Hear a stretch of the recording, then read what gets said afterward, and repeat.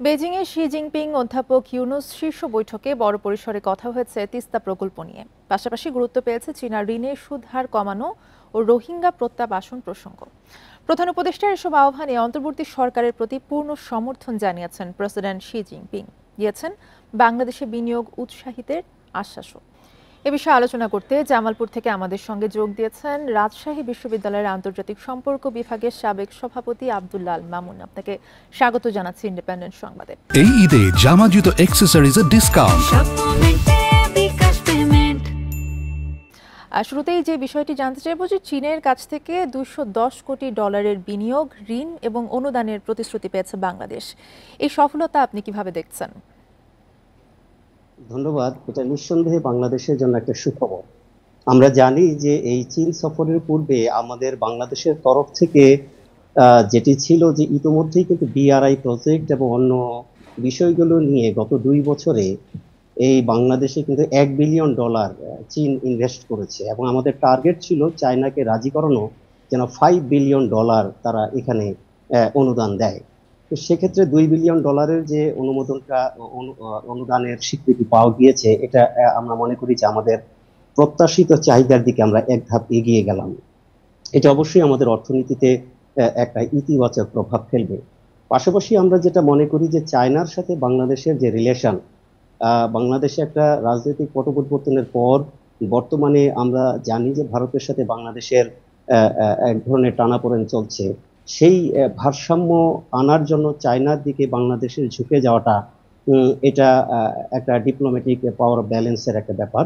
আমি মনে করি যে এই যে চায়না ইনভেস্টমেন্ট আকর্ষণ করার জন্য যে এই উদ্যোগটা, এটা অবশ্যই আমাদের অর্থনীতিতে ইতিবাচক প্রভাব ফেলবে। পাশাপাশি আরেকটা জিনিস আমরা দেখেছি যে আমাদের সঙ্গে চায়নার যে তিস্তা প্রকল্পের বিষয়ে আলোচনা হয়েছে এবং এখানে চায়না ইতিবাচক মনোভাব দেখিয়েছে।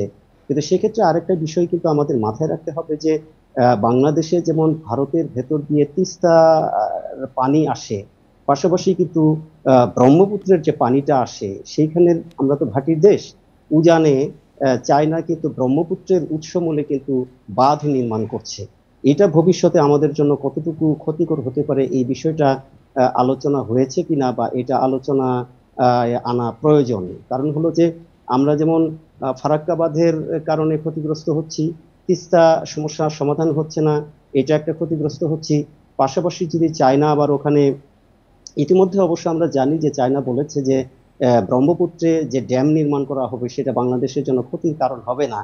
কিন্তু এই প্রতিশ্রুতিতে কিন্তু আমাদের সন্তুষ্ট হয়ে থাকলে হবে না, কারণ 1972-এর দিকে কিন্তু ভারতও বলেছিল যে ফারাক্কাতে এই ব্যারেজ নির্মাণ করলে বাংলাদেশের কোনো ক্ষতি হবে না এবং পরীক্ষামূলকভাবে চালু করা হচ্ছে। সেই পরীক্ষামূলক চালুটা কিন্তু আমাদের জন্য ক্ষতির কারণ হয়েছে। সেক্ষেত্রে আসলে আমাদের ক্ষতির কারণ হবে কিনা সেটা নিয়ে আসলে একটা বিশ্লেষণ প্রয়োজন। পাশাপাশি আপনার কাছে জানতে চাইবো, যেমনটা আপনি বলছিলেন যে বেইজিং এ যে শীর্ষ বৈঠক অনুষ্ঠিত হয়েছে শি জিনপিং এবং অধ্যাপক ইউনুসের, সেখানে তিস্তা প্রকল্প নিয়ে কথা হয়েছে, এছাড়া একটি চুক্তি এবং 8টি সমঝোতাও হয়েছে। এটাকে কি বড় অর্জন বলা যায় কিনা? অবশ্যই অবশ্যই এটা এটা একটা বিরাট অর্জন আমরা বলবো। কারণ হলো যে চায়নার আমাদের যে দক্ষিণ এশিয়ায় যে পলিটিক্সটা, এখানে বাংলাদেশ কিন্তু এখন একটা ফোকাল পয়েন্ট। তো বাংলাদেশকে এগিয়ে যেতে হলে অর্থনৈতিক কূটনীতির মাধ্যমে এগিয়ে যেতে হবে এবং অর্থনৈতিক কূটনীতিতে সফল হতে হলে আমাদের এই যে আমাদের যে প্রাকৃতিক যে সমস্যাগুলো, সেই সমস্যাগুলো মোকাবেলা করা প্রয়োজন। সেক্ষেত্রে তিস্তা কিন্তু আমাদের জন্য একটা বড় সমস্যা। এটা যেহেতু চায়না পজিটিভলি এখানে রেসপন্স করেছে, আমি মনে করি যে এটা বাংলাদেশের কূটনৈতিক একটা সাফল্য এবং এই এই রেসপন্সটাকে আমরা যদি কার্যকর করতে পারি তাহলে বাংলাদেশ আমি মনে করি যে অনেকটা এগিয়ে যাবে আর কি। আরেকটা বিষয় একটু জানতে চাইবো যে বিনিয়োগ সংলাপে অধ্যাপক মোহাম্মদ ইউনুস নেপাল, ভুটান এবং ভারতের 7 সিস্টার্সকে বাংলাদেশের সমুদ্র বন্দর ব্যবহারের আহ্বান জানিয়েছেন। এই বিষয়ে কি বলবেন? হ্যাঁ, এটিও অত্যন্ত গুরুত্ব। আমি মনে করি যে আমাদের মাননীয় প্রধান উপদেষ্টার এই যে আহ্বান, এটা একদম বাস্তবোচিত একটা সিদ্ধান্ত। কারণ আপনারা জানেন যে ইতোমধ্যেই আমরা কিন্তু সার্ক যখন কার্যকর করা গেল না, তখন কিন্তু বিগত সরকারের পক্ষ থেকে উপ আঞ্চলিক জোট করার একটা প্রবণতা আমরা লক্ষ্য করেছিলাম নেপালের হাইড্রো ইলেকট্রিসিটি আনার ব্যাপারে। তো এই যে কন্টিনিউশনটা পলিসির ক্ষেত্রে অবশ্যই আমাদের এই যে 7 সিস্টার্স যে ভারতের, তাদের যে বঙ্গোপসাগর ব্যবহার করার জায়গাটা যদি আমরা উন্মুক্ত করতে পারি, তাহলে কিন্তু বাংলাদেশে বিপুল পরিমাণ রাজস্ব আয়ের একটা সুযোগ তৈরি হবে। এবং নেপালও যদি এই বঙ্গোপসাগরের করিডোরটা ইউজ করতে পারে, তাহলে কিন্তু আমাদের একটা ব্যাপক একটা রাজস্ব আসবে।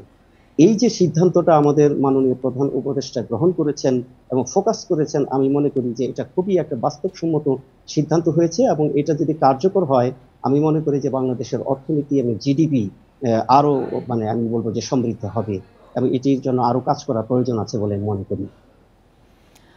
জি, অনেক ধন্যবাদ আপনাকে আমাদের সাথে যুক্ত হবার জন্য।